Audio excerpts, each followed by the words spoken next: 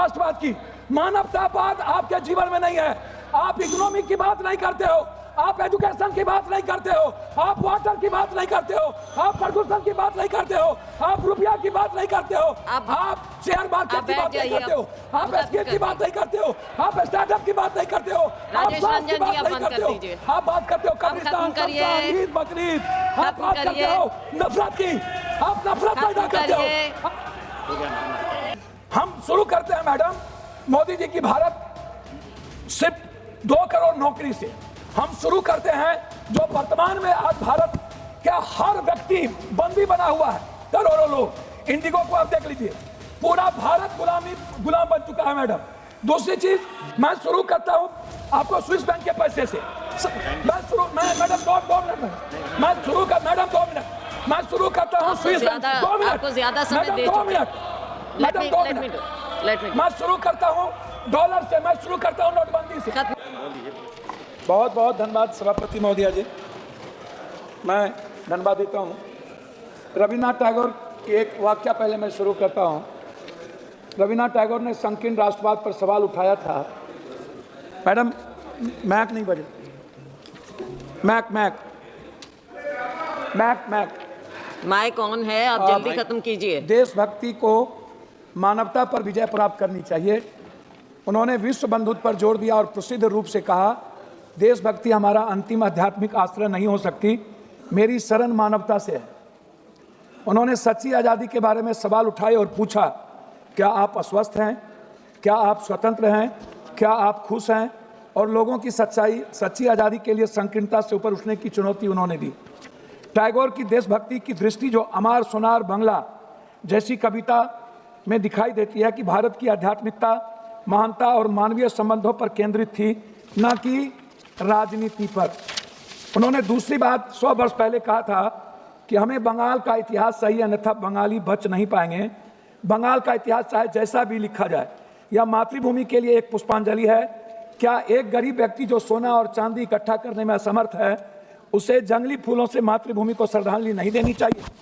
ये बात रविन्द्रनाथ टैगोर ने तीसरी पंक्ति उन्होंने कही थी, शक्ति, बुद्धि और धन मानवता का हिस्सा हो सकता है, लेकिन क्या शांति, सद्भाव और अच्छाई इससे भी उच्चतर हिस्सा नहीं है? इनको समझ में नहीं आएगा मैडम कि राष्ट्रीय गीत हमारे जीवन की संस्कृति है, हमारा संस्कार है, हमारा चरित्र है, हमारा विचार है, हमारे चिंतन में है, हमारे समर्पण में है, आहार व्यवहार खान पान में है, हमारे दायित्व और कर्तव्य की मूल आत्मा है और भावना है। अब ये 150 साल के बाद इस तरह की बात इस सदन में कर रहे हैं, जहां समय, काल, पात्र, टाइम, पर्सन, प्लेस, वे, दुनिया, पूरी वर्ल्ड इकोनॉमी की बात कर रहा है, पानी की बात कर रहा है, हवा की बात कर रहा है, पूरी दुनिया आर्थिक आज़ादी की बात कर रहा है, हर व्यक्ति की खुशियां की बात कर रहा है। ये हमें संस्कार पढ़ा रहे हैं, कोई संस्कार नहीं है।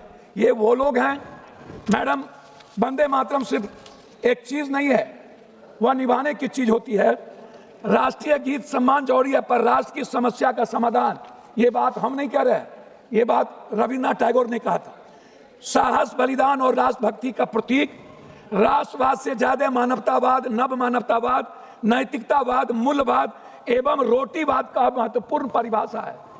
देशभक्ति भूखे से और भूखे पेट नहीं चलती है। इसीलिए उन्होंने कहा था कि वंदे मातरम सिर्फ गीत नहीं, मूल्यों का प्रतीक है। उन्होंने साफ शब्दों में एक बात कही थी कि कुछ लोग कभी आएंगे, शेर का खाल पहनेंगे और उसके शक्ल में शेर बन करके भारत की मूल आत्मा पर, मैडम बोलने तो दीजिए, की बात करेंगे। मैडम मैं कुछ चीज नहीं कहना चाहता, और की बात कहे थोड़ा सा समय दीजिए। संविधान को जलाया किसने था? संविधान, देश के संविधान ने भारत लोकतंत्र बनाया, जलाकर आप किसे संस्कार का परिचय दिए? मैं आपसे जानना चाहता हूं 53 साल आपने राष्ट्रीय झंडा क्यों नहीं लगाया? मैं आपसे जानना चाहता हूं कि आपके संस्था में, संगठन में और आपके संघ में कभी वंदे मातरम की संगीत और गीत क्यों नहीं हुई? कभी उसका सम्मान क्यों नहीं हुआ? मैं लाखों, दूसरी बात मैं आपसे एक बात कहना चाहूंगा, जब पूरा दुनिया, आप जो आज यहाँ अपनी कमियों को ढकने के लिए, मैडम 2-3 कमियों को ढकने के लिए, आप छुपाने के लिए, जो ये 150 साल के बाद जो पूरी दुनिया जिसका सम्मान करती है, पूरा राष्ट्र जिस सच्चाई के रास्ते चलता है, आप जिनको, आप एक बात बताइए, आजादी के वक्त आप कहां थे? नेहरू जी 10 साल जेल में रहे, मिट्टी पर रहे। आप आजादी के बाद कहां थे? सुभाष चंद्र बोस हेडगेवार के पास गए, हेडगेवार ने उन्हें 2 मिनट, हेडगेवार जी ने उन्हें लौटा दिया। फिर वो सावरकर के पास गए, फिर उन्होंने लौटा दिया।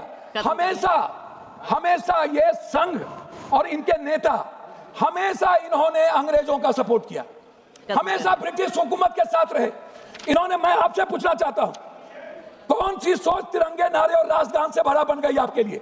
मैं आपसे ढोंग के बारे में नहीं पूछूंगा, लेकिन इतना पूछूंगा कि जो जिद, अहंकार और वफादारी आप जिसके लिए कर रहे थे वो आप बता दीजिए। मैडम, मैं लास्ट आपसे, जब आप कह रहे हैं तो जब बात इलाज कर रहा हूं, हमें आप एक बात बताइए।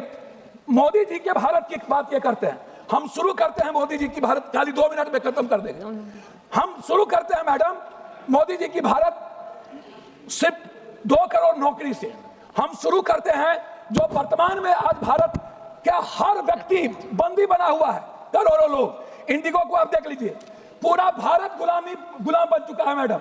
दूसरी चीज, मैं शुरू करता हूं आपको स्विस बैंक के पैसे से। मैडम 2 मिनट मैं शुरू कर, मैडम 2 मिनट मैं शुरू करता हूं स्विस बैंक। 2 मिनट, आपको ज्यादा समय दे मैडम 2 मिनट, मैडम 2 मिनट। मैं शुरू करता हूं डॉलर से, मैं शुरू करता हूं नोटबंदी से, खत्म करिए। मैं शुरू करता हूं जीएसटी से, मैं शुरू करता हूं शुरू नहीं, खत्म कीजिए। मैं शुरू करता हूं किसान की आत्महत्या से, मैं शुरू करता हूं बिहार में आप बुलडोजर चला रहे हो, आप गरीबों पर जुल्म कर रहे हो, आप बात करते हो राष्ट्रवाद की, मानवतावाद आपके जीवन में नहीं है।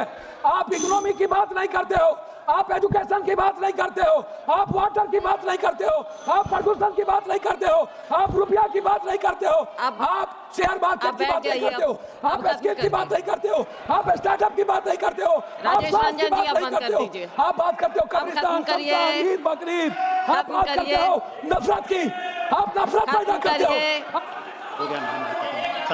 संबित पात्रा जी। दोस्तों, सुना आपने पप्पू यादव को, निर्दलीय सांसद हैं, कांग्रेस को समर्थन करते हैं। बहुत जबरदस्त तरीके से जो वंदे मातरम पर डिस्कशन चल रहा है 150 साल पूरा होने पर, उस पर उन्होंने बहुत बेबाकी के साथ अपनी बात रखी। उन्होंने आरएसएस को, भारतीय जनता पार्टी को टारगेट पर लिया और जिक्र किया कि उस पर 150 साल पुरानी चीज पे तो आज आप चर्चा कर रहे हैं, लेकिन हम आपको आज का भारत बताना चाहते हैं, मोदी का भारत बताना चाहते हैं, जहां इंडिगो के हालात आप देख रहे हैं। आज एयरपोर्ट, बस स्टेशन और रेलवे स्टेशन जैसा दिखने लगा है, वहां पर लोगों के हालात कितने बद से बदतरीन हो गए वो आपने देखा। आज बुलडोजर की कार्रवाई हो रही है, किस तरीके से कार्रवाई हो रही है वो आपने देखा। बिहार में बेघर हो रहे हैं लोग उस वक्त जब सर्द शाम है, सर्द रात है, लोगों को बेघर किया जा रहा है। इस तकलीफ पर चर्चाएं नहीं हो रही, बेरोजगारी पर चर्चा करने का वक्त नहीं है, शिक्षा पर चर्चा करने का वक्त नहीं है, हेल्थ पर, स्वास्थ्य पर चर्चा करने का वक्त नहीं है। चूंकि बंगाल में चुनाव है तो वंदे मातरम पर चर्चा करेंगे, बंगाल में चुनाव है तो मुसलमानों को गलत ठहराएंगे, मुसलमानों पर आरोप लगाएंगे कि वंदे मातरम क्यों नहीं कहते, जबकि ये नहीं बताएंगे कि इसी देश के संविधान आर्टिकल 25-26 ने मुसलमानों को क्या राइट दिए, इस देश के अलग अलग धर्म के लोगों को क्या राइट दिया। तो ये सारी चीजें नहीं बताएंगे, लेकिन ये कहेंगे कि क्या हालात बनाए हैं, मुसलमान क्यों नहीं पढ़ते। मोदी जी के भारत को भी तो देखिए। पप्पू यादव ने बड़ी बेबाकी के साथ अपनी बात रखी है, बहुत शानदार तरीके से अपनी बात रखी है। आप इस पूरे वीडियो को देखने के बाद क्या सोचते हैं, अपनी राय कमेंट सेक्शन में जरूर लिखिएगा।